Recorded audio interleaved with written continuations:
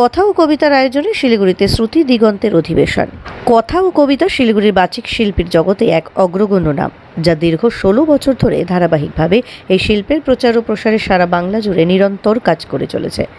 অজস্র আবৃত্তির আসরের আয়োজন, বিষয়ভিত্তিক শ্রুতি নাটকের অনুষ্ঠান, প্রখ্যাত আবৃত্তিকারের পরিচালনায় আবৃত্তি বিষয়ক কর্মশালার আয়োজন, শ্রুতি নাটক বিষয়ক আলোচনা চক্র, বিশিষ্ট শিল্পী তত্ত্বাবধানে আবৃত্তির কর্মশালা, শ্রুতি নাটকের বই ও সিডি প্রকাশ, বিশিষ্ট কবির জীবন ও সাহিত্য কীর্তি নিয়ে প্রখ্যাত আলোচকদের উপস্থিতিতে সম্পূর্ণ একটি অনুষ্ঠানের আয়োজন ইত্যাদির মধ্য দিয়ে কথা ও কবিতা ইতিমধ্যেই বাংলার সাংস্কৃতিক মহলে এক স্থায়ী আসন করে নিয়েছেন।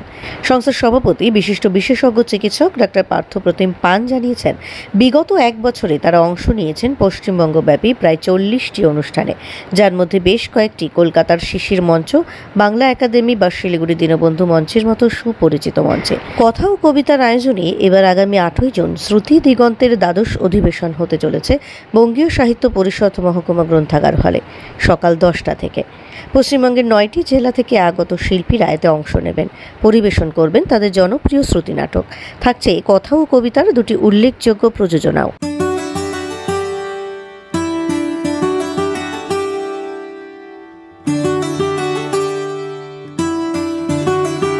কথা ও কবিতা শিলিগুড়ি যে বাচিক শিল্প সংস্থা, তার সভাপতি আমি এবং আমাদের দলের অন্যান্য যারা পদাধিকারী, ডক্টর কল্যাণ খান, সঞ্চিতা ভট্টাচার্য, সঞ্জীব দেব, হৈমন্তী মজুমদার, রীনা সাহা, এরা এখানে আছেন।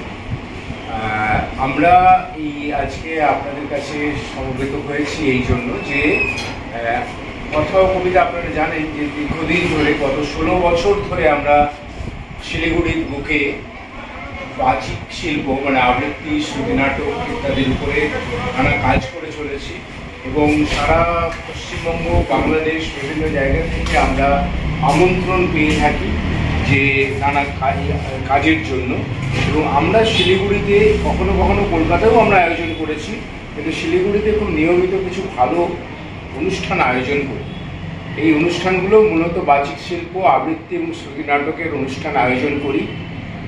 আমরা মনে করছি যে এই যে এখনকার জেনারেশন, তারা এবং আজ মানে সব মানুষই কম বেশি অ্যাটেনশন স্প্যান কমে যাচ্ছে, তারা রিলস ভিডিও দেখতে অভ্যস্ত হয়ে যাচ্ছে, তারা কোনো গভীর বিষয়ে দীর্ঘ সময়ে মনোযোগ দিতে পারছে না, একটা দীর্ঘ 2 ঘন্টার নাটক তারা দেখতে পাচ্ছে না। তো আমরা অন্তত 20 মিনিটে একটা নাটক তাদেরকে দেখিয়ে দিতে চাইছি। এই জন্য সেই শ্রুতি নাটকের আয়োজন। এবং এই শ্রুতি নাটকের আয়োজনে এবার আমরা যে আয়োজনটা করছি, এটা শ্রুতি দিগন্ত বলে একটা সমন্বয় সংস্থা আছে সারা বাংলার। সেখান থেকে সারা বাংলা থেকে সব জেলা থেকে এক একটি দল আসার কথা। এবার 9টি দল এখানে আসছে। তারা 11টি শ্রুতি নাটক এবং শ্রুতি নাটকের মধ্যে কাব্য নাটকও পরিবেশিত হবে। যেহেতু এবছর মধুসূদন দত্তের জন্মের 200 আমরা পালন করছি, সেই জন্য মেঘনাদ বধের একটা অংশ কাব্য নাটক হিসেবে পরিবেশিত হবে। তাছাড়াও খুব ভালো ভালো শ্রুতি নাটক।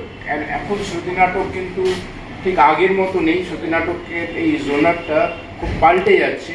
খুব একদম যেগুলো এখনকার বর্তমান সময়ের সমস্যা, এগুলো নিয়ে কিন্তু নানা ধরনের শ্রুতি নাটক হচ্ছে।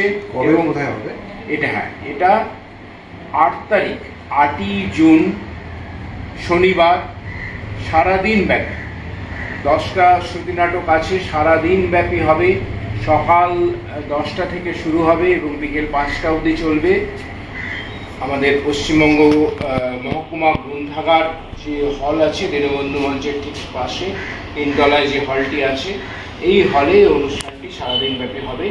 এবং এই অনুষ্ঠানে শুধুমাত্র আমরা যে পারফরমেন্স হবে আমাদের তা নয়, এই অনুষ্ঠানে কিন্তু শ্রুতি নাটক সংক্রান্ত কিছু, এই নাটক সংক্রান্ত তার বর্তমান এবং ভবিষ্যৎ সংক্রান্ত কিছু আলোচনাও হবে। এটাই হলো আমাদের কাজ। এখনকার আমরা নানা রকমের কাজ করে থাকি, করছি, কন্টিনিউয়াসলি করছি। খুব সামনেই একটা শ্রুতি নাটক নিয়ে আমরা একটা ওয়ার্কশপ অ্যারেঞ্জ করব, কর্মশালা। আমরা আবৃত্তি নিয়ে কর্মশালা এগুলো নিয়মিত আয়োজন করে থাকি। তো এইটা আপনাদের মাধ্যমে আমরা জানাতে চাইছি যে সবাই আসুন। এই জোনারটা, এই শ্রুতি নাটক একটা কিন্তু এখন খুব পপুলার একটা মাধ্যম। যেখানে 20 মিনিটের মধ্যে একটা খুব আকর্ষণীয় বিষয়কে, যেখানে তার কিছু সামাজিক তাৎপর্য থাকে বা রাজনৈতিক তাৎপর্য থাকে, সেই বিষয়ে আমরা একটা গভীর কিছু একটা নাটকীয় ভঙ্গিমায় আমরা সেটা রিপ্রেজেন্ট করি। শিল্পীরা কি শিলিগুড়ি না বাইরে থেকেও আসছে? না, আমাদের 9টা যে দল আসছে, এই দলগুলো প্রত্যেকটাই শিলিগুড়ি এবং জলপাইগুড়ি এই দুটি উত্তরবঙ্গের, বাকি সবই কলকাতা, হাওড়া, উত্তর 24 পরগনা, বাঁকুড়া, বর্ধমান, এই সমস্ত জায়গা থেকে দলেরা আসছে। তো এবং এরা এসে সারা দিন ধরে ওখানে থাকবেন এবং এই শ্রুতি নাটক, তারা কিন্তু সবাই একদম এই শিল্পের একদম উচ্চমানের শিল্পী। প্রবেশের ক্ষেত্রে কি কোনো না, আমরা সবাইকে, যেহেতু আমরা চাইছি যে বেশি বেশি করে মানুষ এই শ্রুতি নাটকের প্রতি আগ্রহী হোক, আমরা কোনো প্রবেশ মূল্য রাখিনি। আমরা সবাইকে আমন্ত্রণ করছি যে আপনারা এসে আমাদের সঙ্গে থাকুন এবং শ্রুতি নাটকের ব্যাপারটাকে উপলব্ধি করুন, বুঝুন। এবং এই যে আমি বললাম যে অ্যাটেনশন স্প্যানের সমস্যা, চারিদিকে নানা রকমের রাজনৈতিক, ধর্মীয় যে কোঁদলের সমস্যা, সেসব থেকে বেরিয়ে আমরা একটু শিল্প জগতে আমরা একটু বিচরণ করতে চাই। একটু ডক্টর খান একটু বলবেন। ডক্টর পার্থপ্রতিম পান যে কথাগুলি বললেন, তারপর এই বিষয়ে আর কিছু বলার নেই। শুধু একটাই কথা আমি তার সঙ্গে যুক্ত, সেটা হচ্ছে যে শিলিগুড়ির মানুষ এই ধরনের যে একটা রাজ্য স্তরে শ্রুতি নিয়ে কিংবা বাচিক শিল্প নিয়ে একটা অনুষ্ঠান, তাও যেটা উনি বললেন সম্পূর্ণ নিখরচায়, সেই জিনিসটার সুযোগ আশা করি মানুষ নেবেন। সাধারণ মানুষ যারা, বিশেষ করে যারা বাচিক শিল্প সাধনা করেন বা তার সাথে জড়িত, তারা এই 8 তারিখে আমাদের নাটকের মানুষ, যে অবশ্যই নাটকের মানুষ। এবং আমি একটা কথাই এখানে বলবো যে ধরুন আমরা যে কথা জানি যে হিস্ট্রি রিপিটস ইটসেলফ, আমাদের সংস্কৃতির সমস্তটাই শ্রুতি থেকে শুরু, এটা আমরা জানি। এবং এই শ্রুতির বিষয়টায় দেখুন, মানুষেরও, আমরা যেহেতু ডাক্তার হিসেবে যতগুলো ইন্দ্রিয় রয়েছে তার মধ্যে দুটো শুধুমাত্র চোখ এবং কানই আছে। এবং যেদিন